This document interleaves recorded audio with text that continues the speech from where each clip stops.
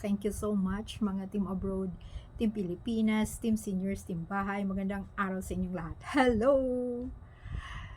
So ito, pag-usapan natin si Alden Richards. Nung in-interview siya, mga palangga, sinabi niya na itong year 2026 ay busy siya. So ayan na nga, umpisa na nga yung kanyang teleserye mga palangga. Abangan natin yan.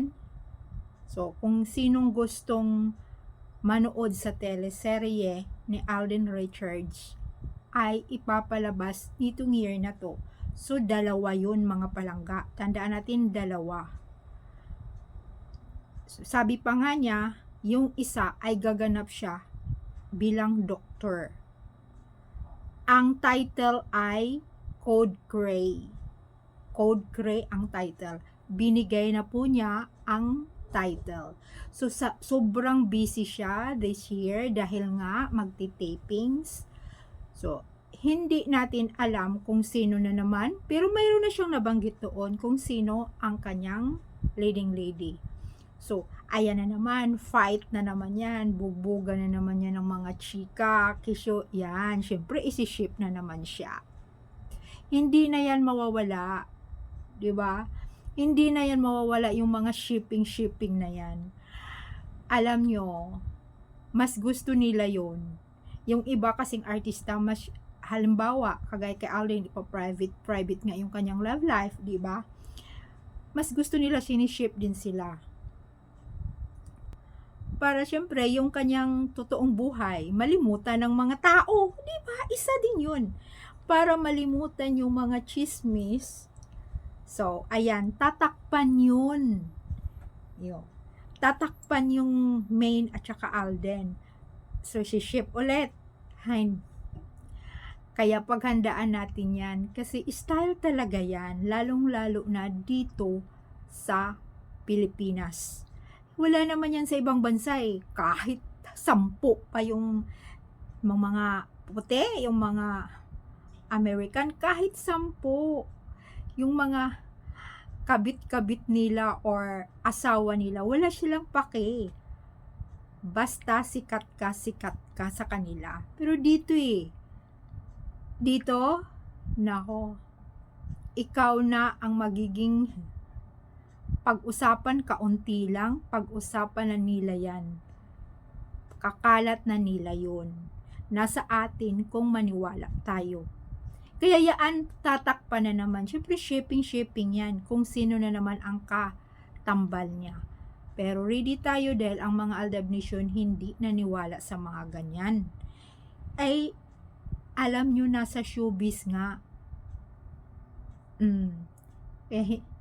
Ang dami nga sa atin eh.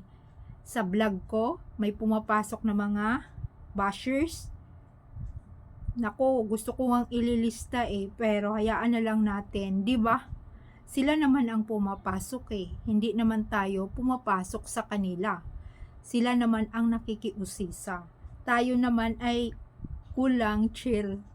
Dahil katotohanan, doon tayo sa totoong buhay na Alden at Maine. Mayroon pa ako nababasa kailan ngayon lang nasabi ito na naman.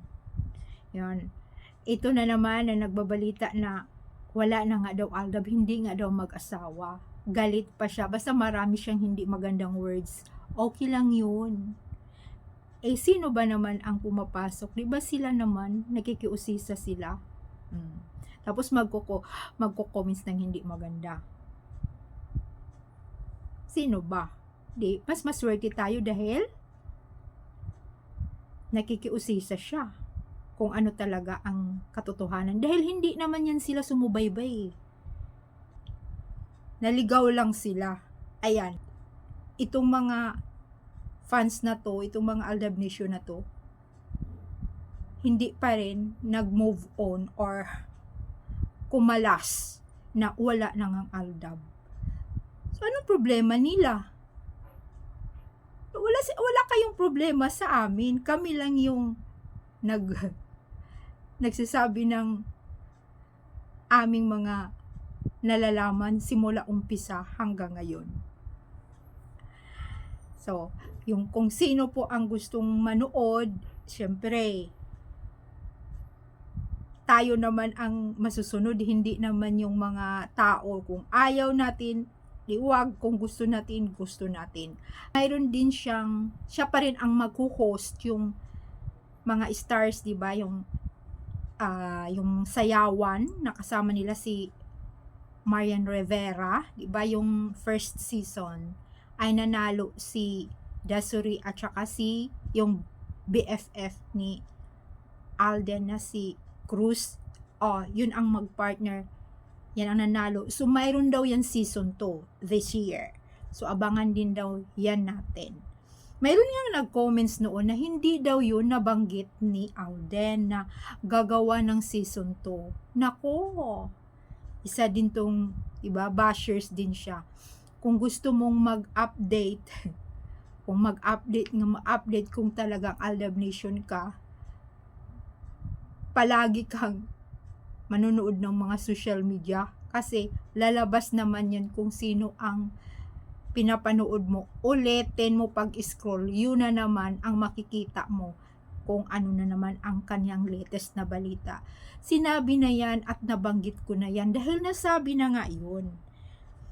Nasabi na yun ni Aldin na gagawa ng season 2 yung palabas na yun na i-ere nitong year din.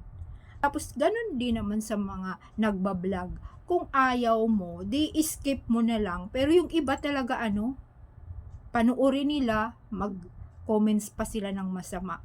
Pwede ba i-skip mo na lang kung ayaw mo? Pero sa bagay, hindi nga naman natin mapiplease lahat ang mga tao. Kanyang-kanyang POV, kanya-kanyang utak, kanya-kanyang mukha. Diba? Kasi dyan lang yan din sa 8 Bulaga. Hindi yan dahil pangarap nga rin naman niya na magiging host. Ayaw niya yung may mga kontrata. Alam naman din niya ng totoo niyang asawa. Kaya yung tingnan natin at abangan natin kung ano naman ang story ni Kong at saka siyempre si Maine kung ano naman ang magaganap nila at abangan natin kung tinapos na ba talaga yung mansyon na milyones at yun na nga kung mapaparusahan yung kunyari niyang asawa na si Kong.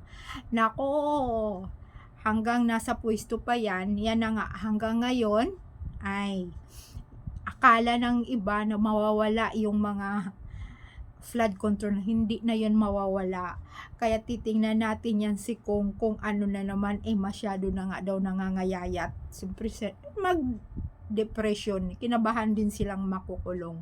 Kaya yung atin na pinaglalaban natin ang katotohanan, darating din ang panahon na talagang ilalantad nila, kagaya din sa mga ibang celebrities na tinatago nila sa katagalan inilabas at yung iba, syempre tayo magugulat din pero na natin ang katotohanan. Bye, thank you mga palangga, mag-comments lang kayo, bye.